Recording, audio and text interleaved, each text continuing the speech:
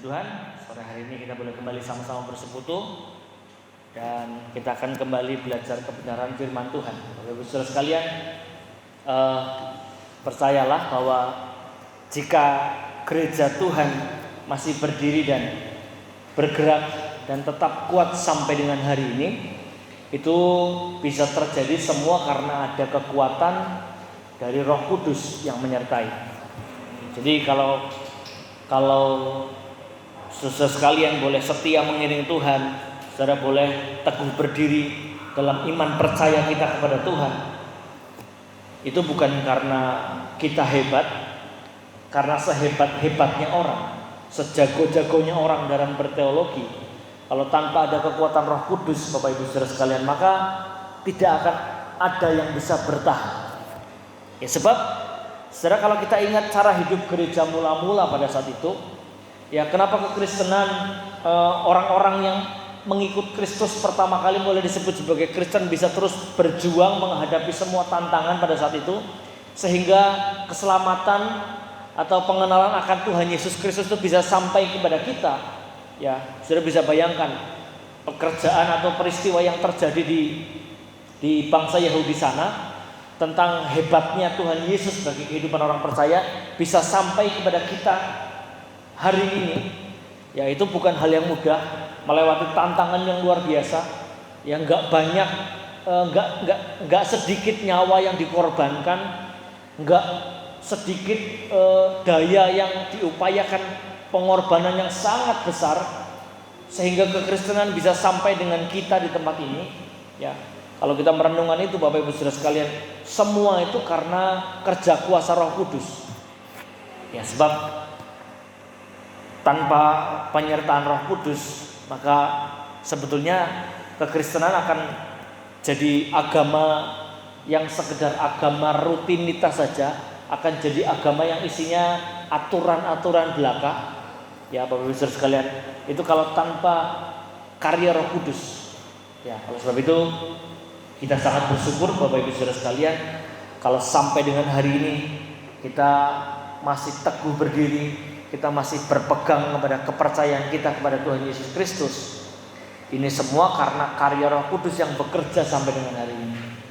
Ya, murid-murid setelah melihat kehidupan Tuhan Yesus, melihat pengorbanan Tuhan Yesus, melihat kehidupan hari-harinya Tuhan Yesus, lalu mereka bisa menyebarkan kebenaran tentang pribadi Tuhan Yesus, dan itu bisa bertahan sampai dengan bertahun-tahun sampai dengan hari ini. Itu pun adalah karya dari Roh Kudus. Ya, sebab sebuah ayat dalam Yohanes pasal yang ke-14, ayat yang ke-16 dan ayat yang ke-17. Saya mau ajak kita membaca ayat ini bersama-sama. Yohanes pasal yang ke-14, di luar sedang ngebor itu, jadi saudara konsentrasi harus tetap terjaga. Lagi ngebor. Ya. Injil Yohanes pasal yang ke-14 ayat yang ke-16 dan ayat yang ke-17. Ini sebuah ayat yang Tuhan Yesus sendiri sampaikan, sebuah kalimat yang Tuhan sendiri berikan pada waktu itu kepada murid-muridnya.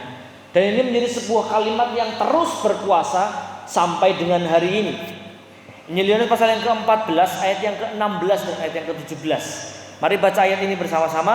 2, 3. Aku akan minta kepada Bapa, dan Ia akan memberikan kepadamu seorang penolong yang lain, supaya Ia menyertai kamu selama-lamanya, yaitu Roh kebenaran. Dunia tidak dapat menerima Dia, sebab dunia tidak melihat Dia dan tidak mengenal Dia. Tetapi kamu mengenal Dia, sebab Ia menyertai kamu dan akan diam di dalam kamu. Amin. Jadi Bapak Ibu Saudara sekalian, kenapa karya Roh Kudus begitu kuat dalam kehidupan perjalanan kekristenan sampai dengan hari ini? Kenapa karya Roh Kudus begitu kuat bekerja dalam kehidupan pengikut Kristus sampai dengan hari ini? Karena memang ini yang Tuhan sampaikan buat kita. Bahwa Tuhan bilang begini, nanti setelah Dia pergi kepada Bapa, akan datang seorang penolong yang lain. Jadi kalau selama semasa Tuhan Yesus hidup di muka bumi ini, Dia hidup, bekerja dan menolong murid-murid pada waktu itu, menyertai murid pada waktu itu. Tuhan Yesus bilang nanti Aku akan minta kepada Bapa supaya dia suruh penolong yang lain untuk menyertai kamu. Dan Tuhan Yesus bilang begini, penyertaan dari penolong yang satu ini itu bukan sifatnya sementara, tapi Tuhan Yesus bilang penolong yang lain ini dia akan menyertai kamu sampai selama-lamanya. Roh kebenaran yang Tuhan janjikan, roh kebenaran yang akan menolong orang-orang percaya, itu Tuhan bilang akan hidup menyertai kita sampai selama-lamanya. Jadi Bapak Ibu Saudara sekalian, ini yang harus menjadi kekuatan yang meneguhkan kepercayaan kita kepada Tuhan. Bahwa kehidupan kita orang-orang percaya itu senantiasa ada dalam sebuah penyertaan seorang penolong. Siapa sih yang nggak suka ditolong? Ada yang nggak suka ditolong di sini? Semua kita paling suka kalau ditolong. Bahkan kita kalau zaman semakin kesini ini, saudara sekalian, cari orang yang mau nolong itu susah.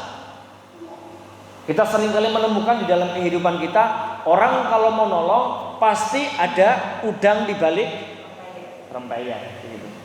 Kalau mau nolong pasti kadang kita mikir, aduh kok orang ini mau nolong ya, padahal kita yang minta tolongin dong gitu.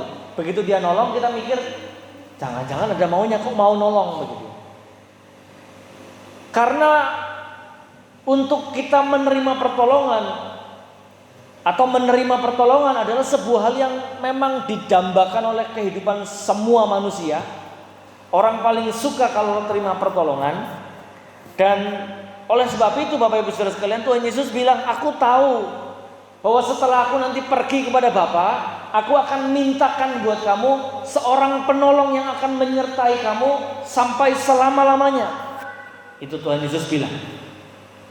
Nah jadi Bapak Ibu Saudara sekalian, memang menurut bahasa aslinya Roh Kudus itu memang digunakan kata parakletos. Parakletos itu artinya memang penolong atau penghibur, pengantara, itu parakletos. Walaupun di zaman-zaman awal pada saat murid-murid Tuhan Yesus setelah masa Pentakosta, setelah pencurahan Roh Kudus, banyak sekali muncul terjemahan atau tafsiran dari kepercayaan lain yang bilang yang diterima orang Kristen itu bukan parakletos.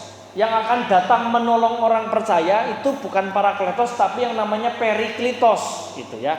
Karena parakletos dengan periklitos itu mirip. Tapi sebetulnya dari awal skrip Alkitab ditemukan tentang kata-kata Tuhan Yesus yang ditulis dalam Injil Yohanes tadi. Tuhan Yesus bilang begini, aku akan minta kepadamu dan ia akan memberikan kepadamu parakletos, seorang penolong, bukan periklitos. Jadi for your information, untuk informasi dan pengetahuan kita, kata periklitos itu artinya yang terpuji.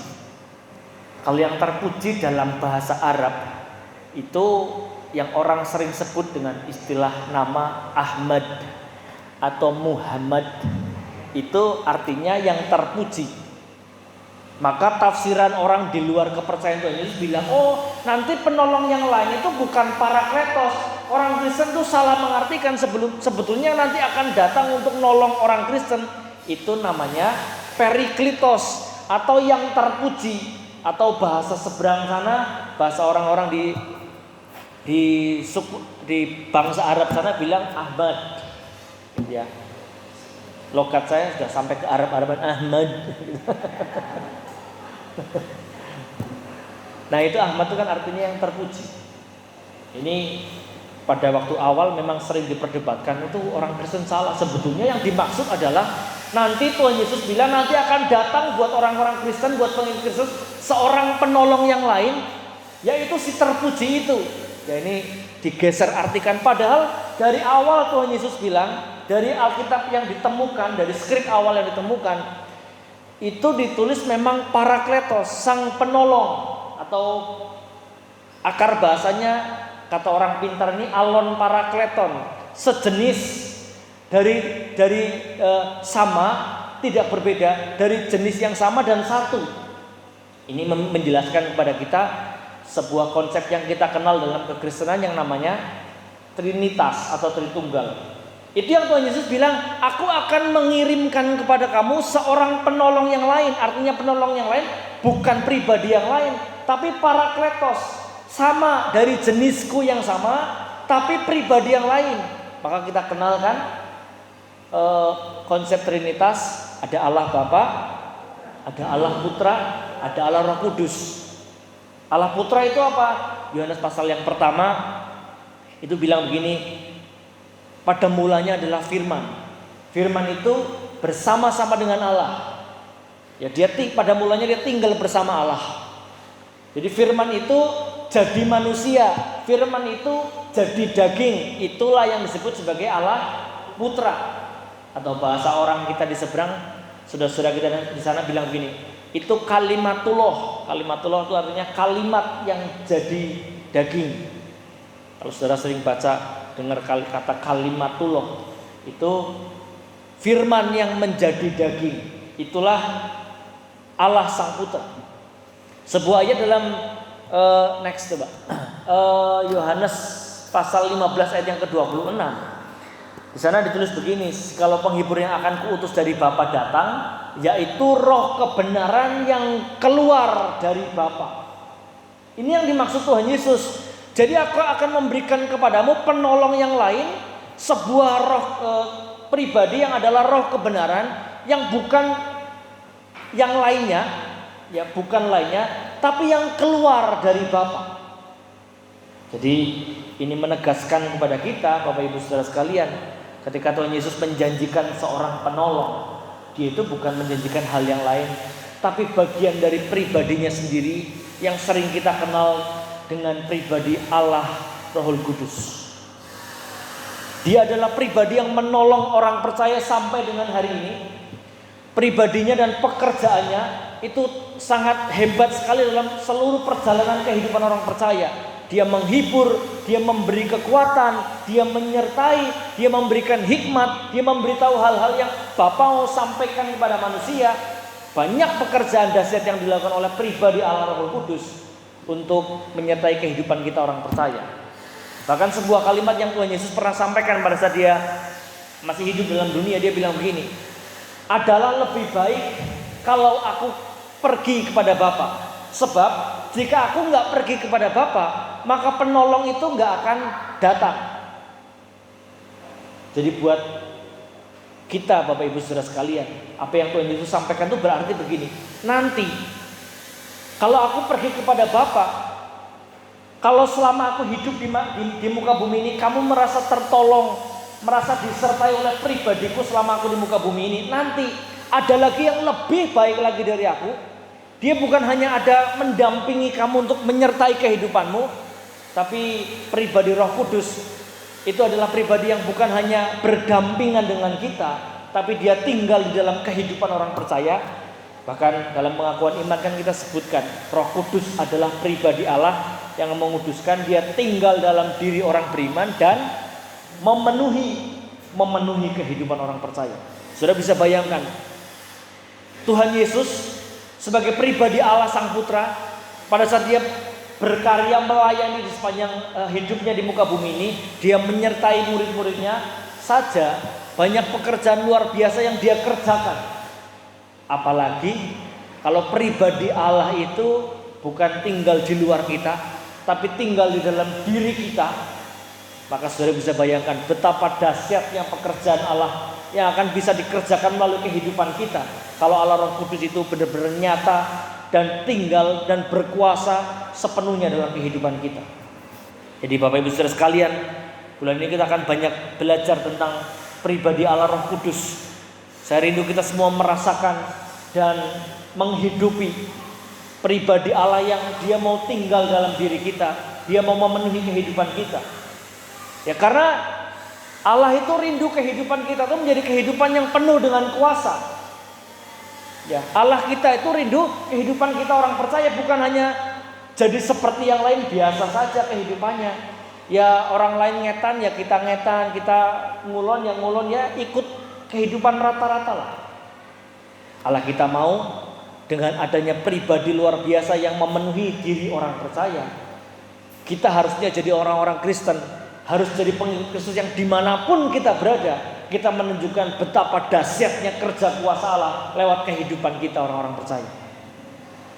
Lewat perkataan kita, lewat tindak tanduk kita, lewat keputusan-keputusan kita, lewat langkah kita, lewat apapun bagian dalam hidup kita. Allah itu mau menunjukkan, mendemonstrasikan kuasanya melalui diri kita. Jadi kita akan banyak belajar tentang pribadi Allah Roh Kudus. Dan nanti 10 hari sebelum hari kenaikan Isa Al-Masih, 10 hari sebelumnya kita akan mengadakan doa dan puasa bersama setiap sore di sini. Kita akan berdoa bersama-sama agar semua kita boleh semakin merasakan kuasa Allah Roh Kudus itu bekerja dalam kehidupan setiap pribadi kita. Jadi jangan lewatkan ini. Nanti 10 hari, saudara tolong bisa ambil waktu untuk kita sama-sama berdoa 10 hari berturut-turut, doa dan puasa 10 hari sebelum sampai kenaikan. Kalau saudara mau puasa dari besok Selasa boleh. Jadi biar tambah panjang. Kebetulan juga kan saudara juga lagi, tetangga kita lagi pada puasa juga, ikut aja nggak apa-apa. Kalau saudara kuat 1 bulan, ikuti aja. Tapi yang nanti kita akan adakan doa dan puasa nanti 10 hari sebelum hari kenaikan. Ya, jadi sebelumnya kita akan mendasari bulan ini dengan perkara-perkara ajaib dari pekerjaan Roh Kudus. Nah, jadi Bapak Ibu Saudara sekalian, ini janji dari pribadi Tuhan Yesus. Ya, Tuhan bilang nanti penolong itu, roh kebenaran itu, penghibur itu, Parakletos itu akan datang dan menyertai selama-lamanya kehidupan orang percaya. Dan dia punya banyak peranan penting. Dia punya kerja kuasa yang dahsyat dalam kehidupan orang percaya, yang harusnya kita orang percaya bangga. Ya, kita orang percaya hidup dan menghidupi setiap kerja kuasa melalui karya Roh Kudus dalam kehidupan kita. Nah, beberapa hal yang akan kita lihat bersama-sama sore hari ini, Bapak Ibu Saudara sekalian, pekerjaan Roh Kudus dalam kehidupan orang percaya. Yang pertama, Surat Roma pasal yang ke-8 ayat yang ke-14 sampai dengan ayat yang ke-17. Surat Roma pasal yang ke-8 ayat 14 sampai dengan ayat yang ke-17. Mari baca ayat ini bersama-sama. 2, 3. Semua orang yang dipimpin Roh Allah adalah anak Allah. Sebab kamu tidak menerima roh perbudakan yang membuat kamu menjadi takut lagi, tetapi kamu telah menerima roh yang menjadikan kamu anak Allah. Oleh roh itu kita berseru, ya Aba, ya Bapa. Roh itu bersaksi bersama-sama dengan roh kita bahwa kita adalah anak-anak Allah. Dan jika kita adalah anak, maka kita juga adalah ahli waris. Maksudnya orang-orang yang berhak menerima janji-janji Allah, yang akan menerimanya bersama-sama dengan Kristus. Yaitu jika kita menderita bersama-sama dengan Dia, supaya kita juga dipermuliakan bersama-sama dengan Dia. Ini pertama, Bapak Ibu Saudara sekalian. Ada banyak perkara yang Roh Kudus kerjakan bagi kehidupan orang percaya. Kita akan belajar, gak akan cukup waktu. Saya kira belajar tentang Roh Kudus 1 tahun juga gak akan selesai. Tapi kita akan coba lihat beberapa karya Roh Kudus yang dikerjakan bagi kehidupan kita orang percaya. Yang pertama adalah Roh Kudus itu meyakinkan kepada diri kita bahwa kita itu adalah anak Allah. Kenapa kok kita harus diyakinkan bahwa diri kita anak Allah? Ayat yang ke-17 dari Roma pasal 8 tadi bilang, kalau kita mau menerima janji-janji Allah terjadi dalam hidup kita, maka kita terlebih dahulu harus menyadari diri kita, mengkonfirmasi diri kita, meyakinkan diri kita bahwa kita adalah anak-anak Allah. Sebab kalau kita sendiri tidak yakin bahwa kita adalah anak-anak Allah, maka janji-janji Allah yang luar biasa bagi orang percaya tidak akan pernah nyata dalam kehidupan kita. Ayat yang dalam Roma 8 ayat yang ke-14 sampai 17 tadi menuliskan bagi kita seperti itu. Kenapa kita harus meyakinkan diri kita bahwa kita adalah anak Allah? Karena kita mau terima janji-janji pekerjaan Allah yang luar biasa. Nah, bagaimana kita meyakinkan diri kita bahwa kita adalah anak Allah? Kita sendiri tidak bisa. Tapi ini kerja kuasa Roh Kudus dalam kehidupan orang percaya. Dialah yang punya tugas untuk meyakinkan diri kita bahwa kita adalah anak-anak Allah. Jadi Bapak Ibu Saudara sekalian, kalau ada kepercayaan yang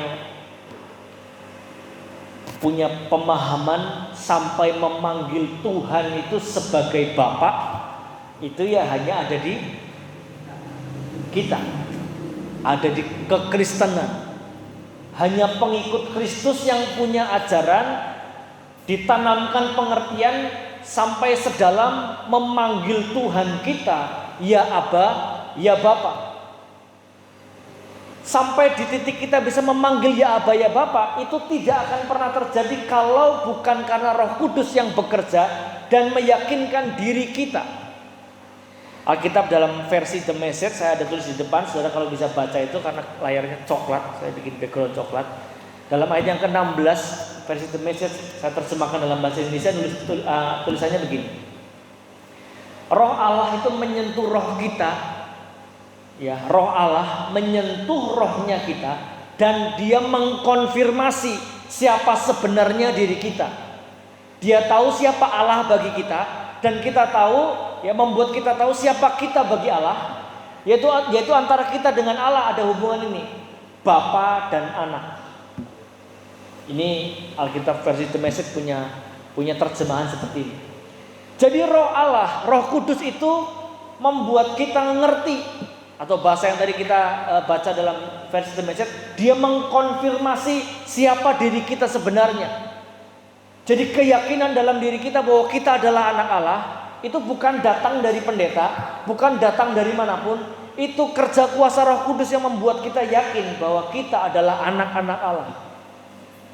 Roma pasal 8 tadi bilang, kalau kita adalah anak-anak Allah, maka kita juga adalah ahli waris. Maksudnya ialah orang-orang yang berhak menerima janji-janji Allah.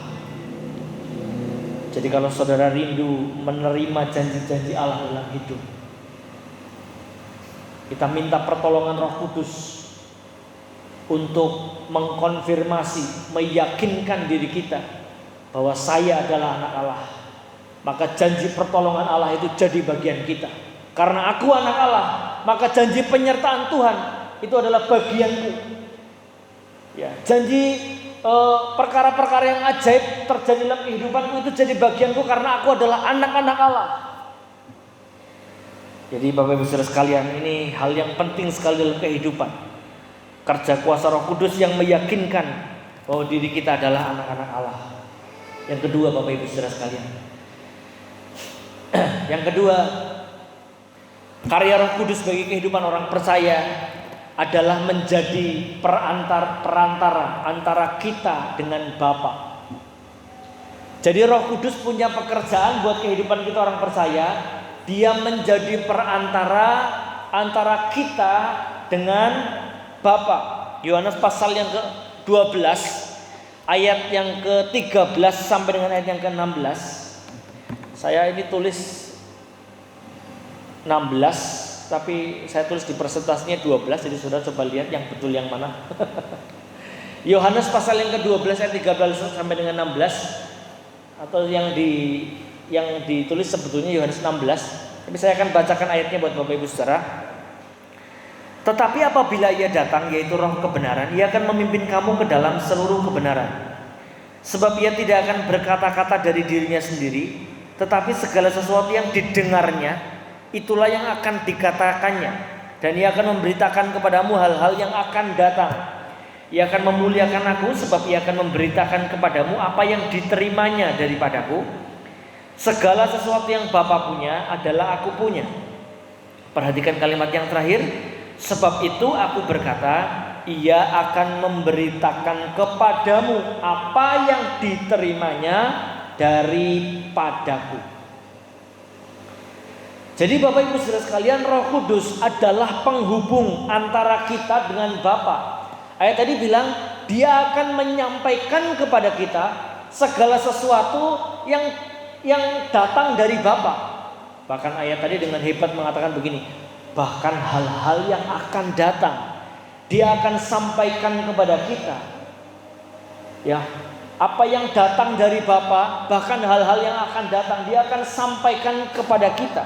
Jadi Bapak Ibu Saudara sekalian, ketika kita terhubung dengan Roh Kudus, maka otomatis kita akan terhubung dengan Bapa. Setiap kehendak Allah buat kehidupan kita akan tersampaikan buat hidup kita melalui Roh Kudus. Jadi itu punya arti bahwa kalau kita terhubung dengan Roh Kudus, maka kita akan dengan mudah tahu kehendak Bapa itu apa buat hidup kita. Sebetulnya Tuhan punya mau apa buat kehidupan kita, Tuhan punya rencana yang seperti apa buat hidup kita. Kita akan mudah tahu kalau kita punya hidup itu terhubung dengan Roh Kudus, karena dia jadi perantara antara Bapa dengan kita. Ya, jadi Bapak Ibu Saudara sekalian, seperti sebelumnya waktu Tuhan Yesus ada di dunia ini sebagai pengantara, maka selanjutnya ketika Tuhan Yesus sudah kembali kepada Bapa, ini menjadi peranan dari Roh Kudus. Dia menjadi penghubung antara kita dengan Bapa. Jadi bagaimana kita bisa tahu kehendak Bapa? Roh Kuduslah yang menyampaikannya buat kita. Ya, ketika kita tidak terhubung dengan Roh Kudus, maka kita akan susah tahu sebetulnya Tuhan punya kehendak apa dalam kehidupan kita. Jadi itu yang kedua. Yang ketiga, Bapak Ibu Saudara sekalian, pekerjaan Roh Kudus buat kehidupan orang percaya. 1 Korintus pasal yang kedua ayat yang ke-12.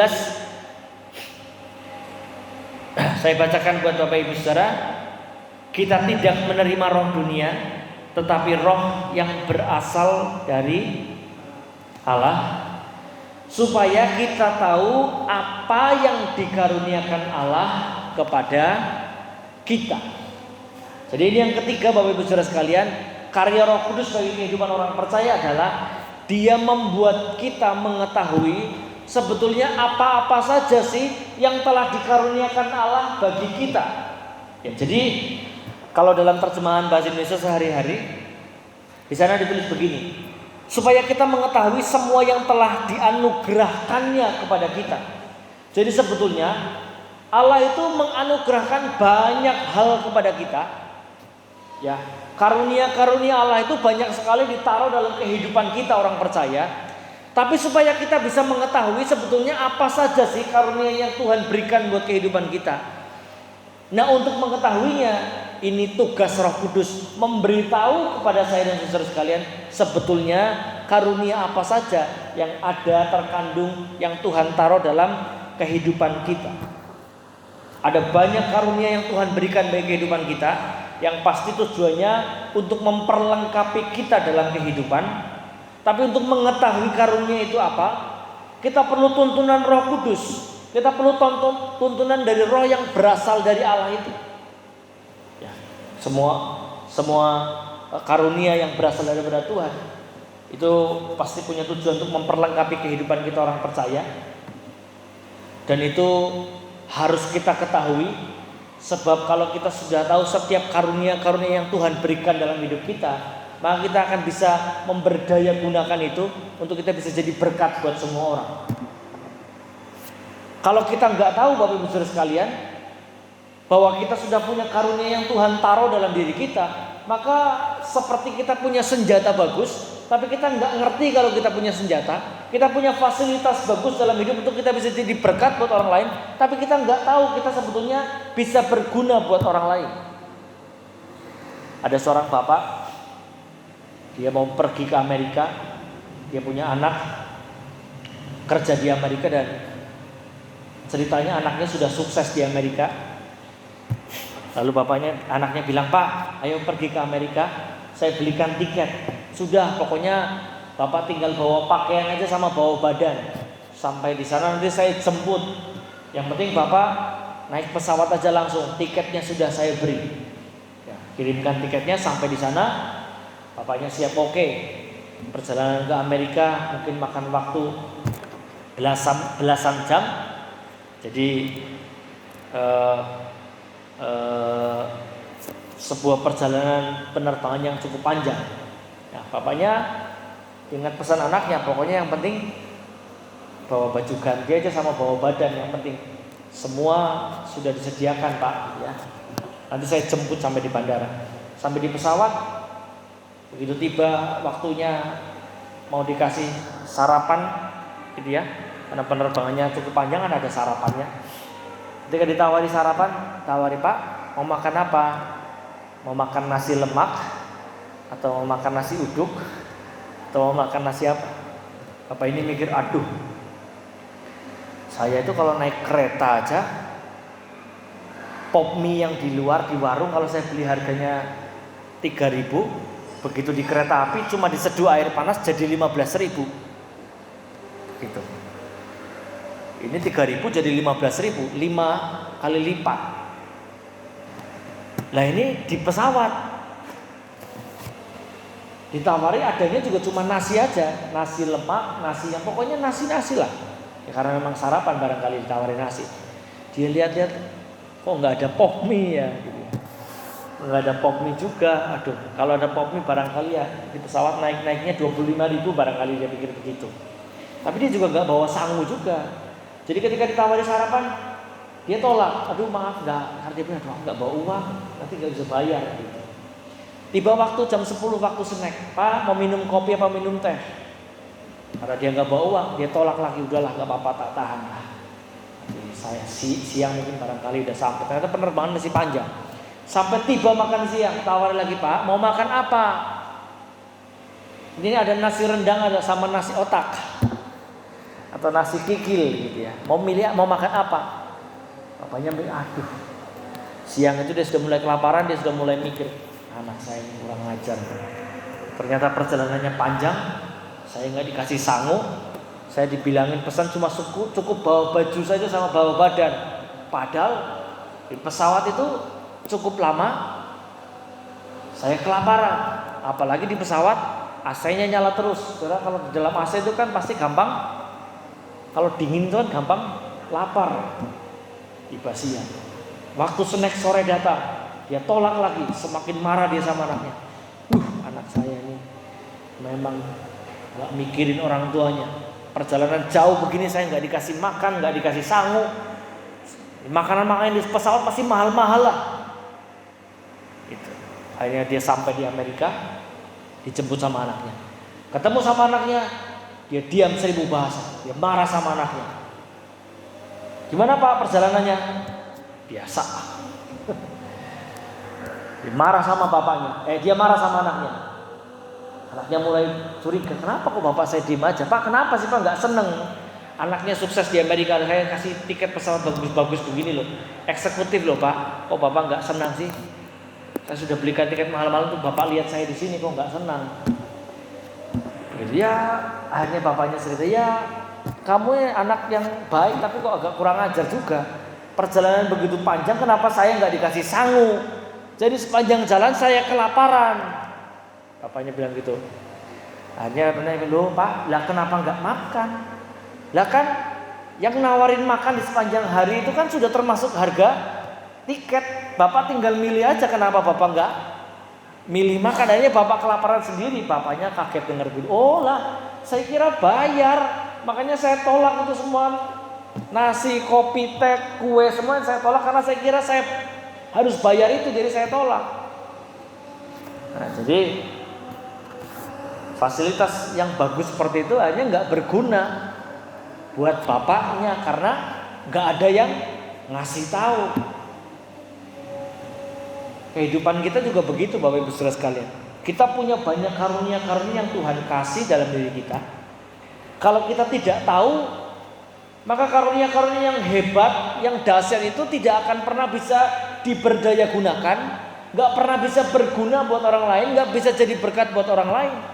Maka untuk kita bisa mengetahui karunia apa saja yang Tuhan taruh dalam kehidupan kita, kita minta Roh Kudus. Beritahu kita Tuhan, Allah Roh Kudus penuhi aku supaya aku tahu aku punya karunia apa sehingga ini bisa berdaya guna buat orang lain. Ini bisa jadi berkat buat orang lain. Karunia orang itu berbeda-beda.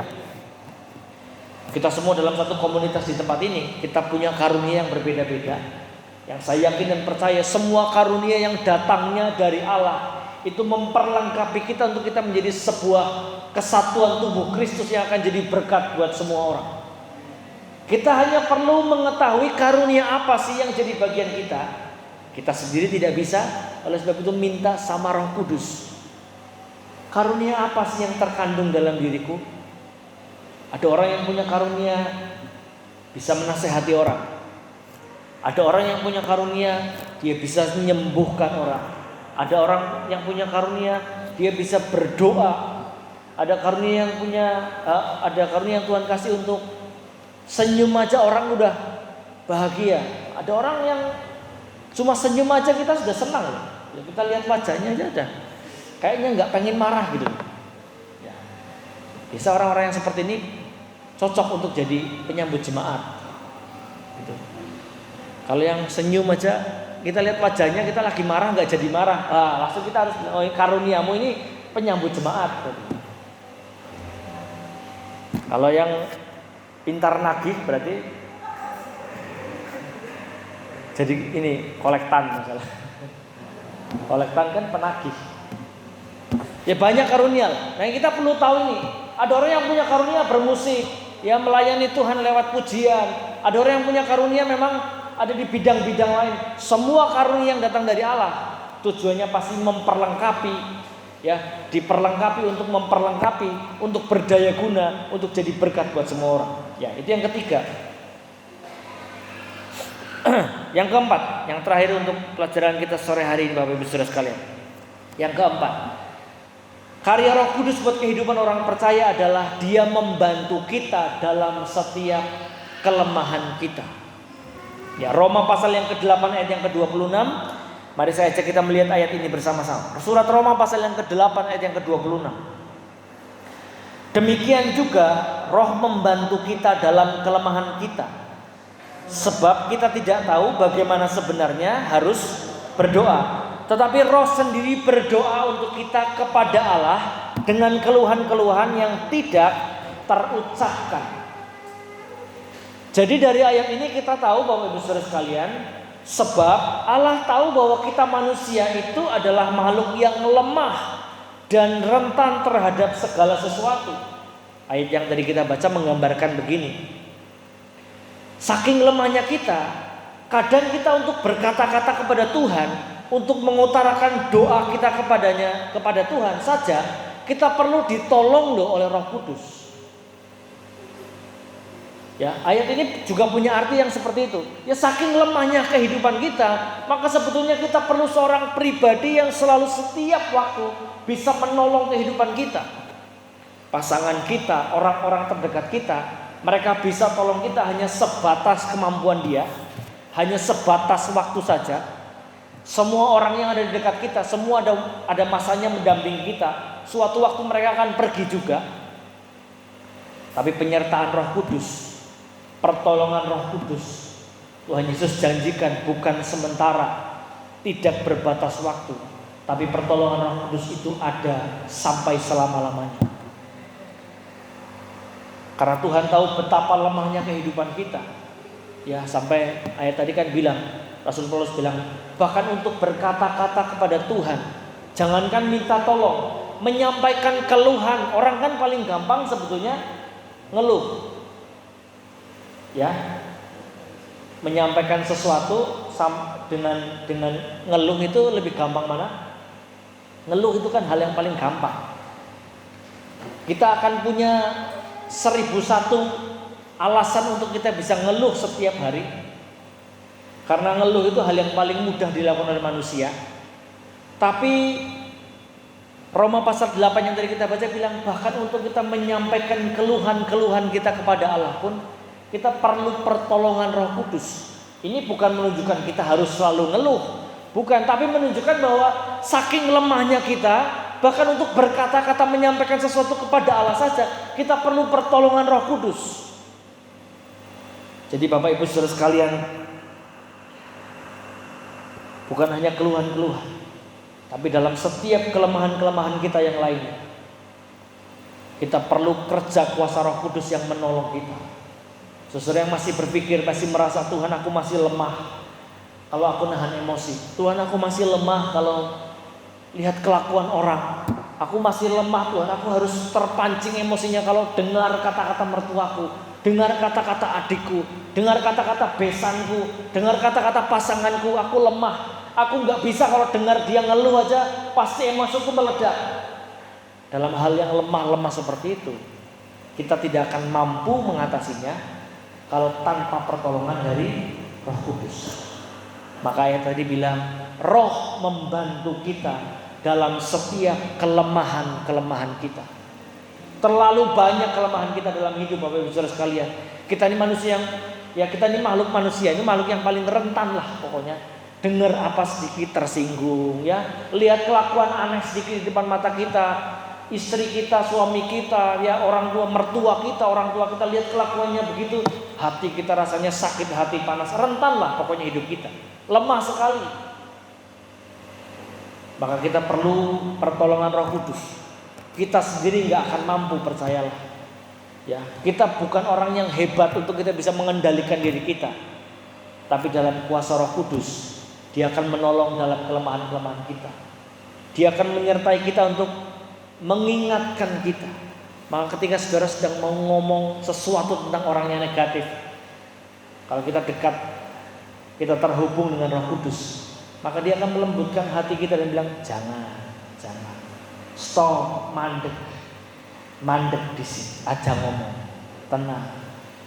Yang seperti itu akan muncul dalam hati kita, dalam diri kita, kalau kita terhubung dengan Roh Kudus. Semakin kita terhubung dengan Roh Kudus, semakin kita peka akan pertolongannya Dia membantu setiap kelemahan-kelemahan kita. Jadi kalau saudara masih merasa banyak kelemahan, saya yakin kita semua merasalah. Saya dan saudara sekalian sering kali jatuh dalam kegagalan kita, kelemahan-kelemahan kita ya, karakter kita, sifat kita, itu sering kali menjatuhkan kita, menarik kita kepada dosa. Sering kali itu terjadi dalam hidup kita. Satu hal yang bisa dengan janji pasti menolong kita adalah kuasa Roh Kudus. Oleh sebab itu kita harus semakin terhubung, semakin melekat, semakin dekat dengan Roh Kudus agar Dia senantiasa menolong kehidupan kita. Puji Tuhan, kiranya Tuhan Yesus memberkati. Mari bangkit berdiri bersama-sama.